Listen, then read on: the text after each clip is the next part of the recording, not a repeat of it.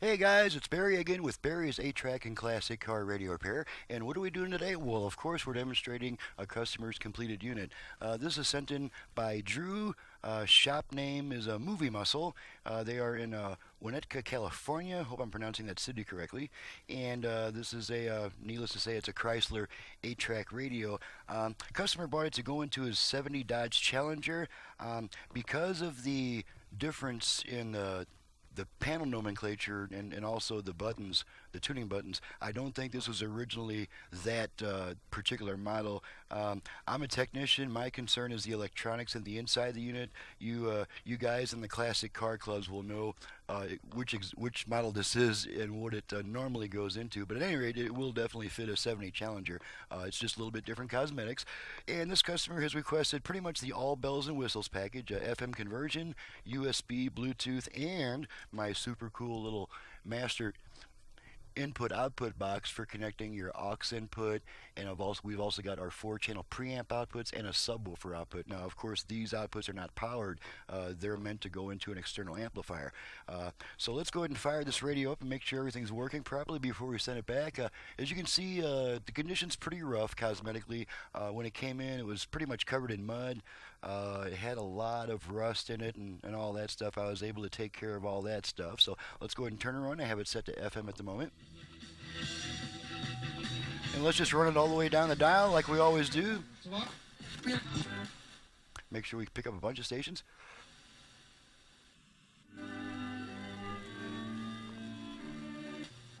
Gutted protection for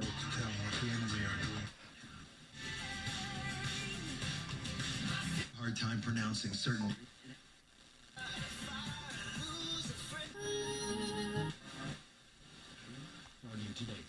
long-term wealth within wrong foot with There's about 10 so far. don't run out of money before. So happen on Tuesdays. 15.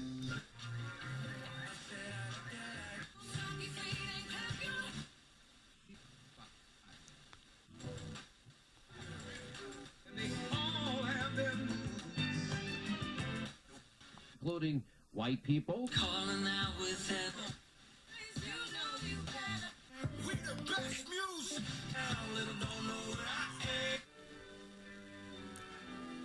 Bradley will be nominated.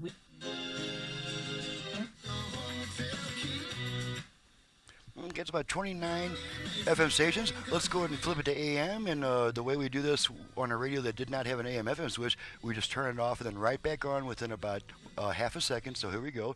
Off, on. Okay, now we're on the AM band. I usually get 3 AM stations in my area. He had to do was walk.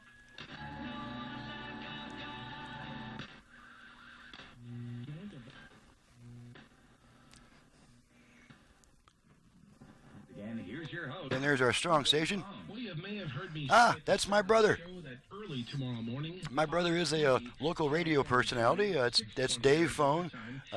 He's doing news under his own name. His talk show name is DJ Phone. So there's our AM. Let's go ahead and flip it back to FM just for fun. Okay, let's test the aux input real quick. I'm just going to feed a quick tone into it to make sure it automatically switches over and plays the aux signal. There's our right channel and our left channel for the aux input. Now after you use the aux input, there is a 20-second delay before the radio comes back on. If you don't like the delay, just turn the unit off, turn it right back on. The radio will come back immediately. Now this unit has a pretty shaky on-off switch, and so I wouldn't recommend doing that too much. This particular control is only available from a similar unit. Okay, there's our radio come back, so it's Bluetooth ready to pair. okay. I just accidentally activated the Bluetooth, so let's go ahead and test that next. Make sure that we can activate the Bluetooth.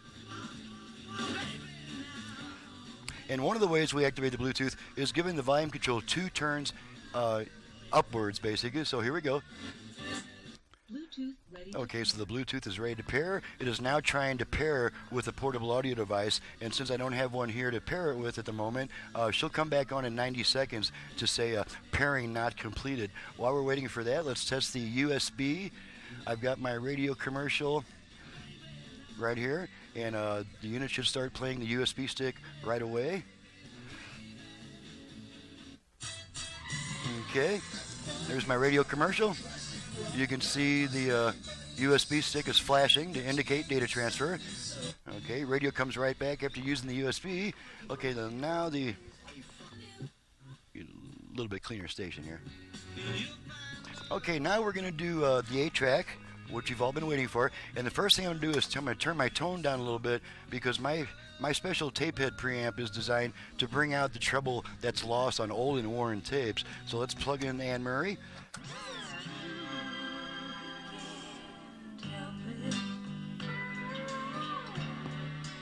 Okay, we're going to switch tracks a bunch of times.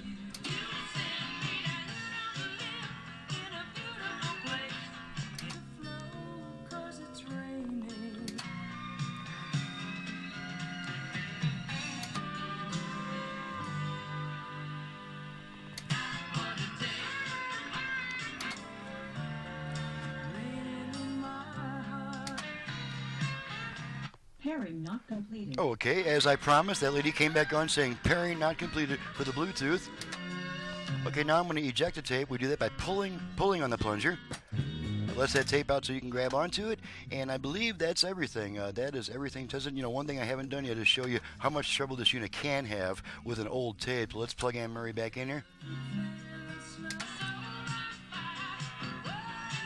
Okay, that's with the tone pretty far down, but here's how much trouble you could get.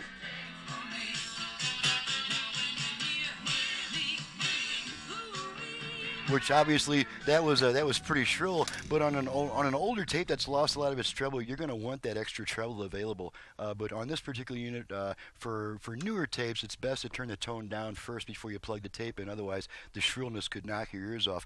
But then to set this thing up to where it sounds normal with a newer tape, to put an older tape in there is going to sound really muffled and bassy and not very distinct at all. So the only thing we have not tested yet is a virtual front-rear fader. This radio now has a front-rear fader, so let's turn it back on and test that.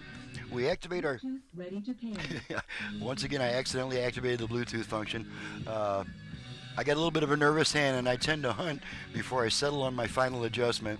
So let's go ahead and test the virtual front-rear fader. We do that by giving our tone control 2 turns upwards on this mounted. So let's do that. Fader adjust. Okay, and now let's bring our output level meters into the picture so we can see the results of our adjustments. This tone control is now adjusting our front-rear speaker balance.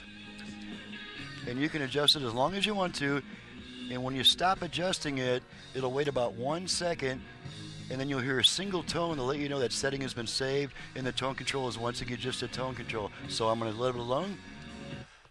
And there's our single tone letting us know that this is once again just a tone control.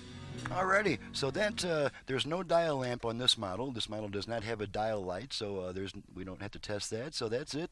This unit is fully functional, ready to go back to the customer, and I'm ready to get on to what else? The next job. I'm Barry with Barry's 8-Track and Classic Car Radio Repair. Needless to say, if you have an 8-track player either for home or for car use, you can reach me for service at 928-533-9666. And you've just seen what I can do with a classic car AM radio. We can have Bluetooth, USB reader, aux input, and who knows what the designer is going to come up with next. So, my website is in the description below, and I strongly encourage visitors to visit my website because everybody says how cool my website is. So thank you very much for that, guys. I'm out of here. Thank you very much for watching, listening, and we'll see you next time.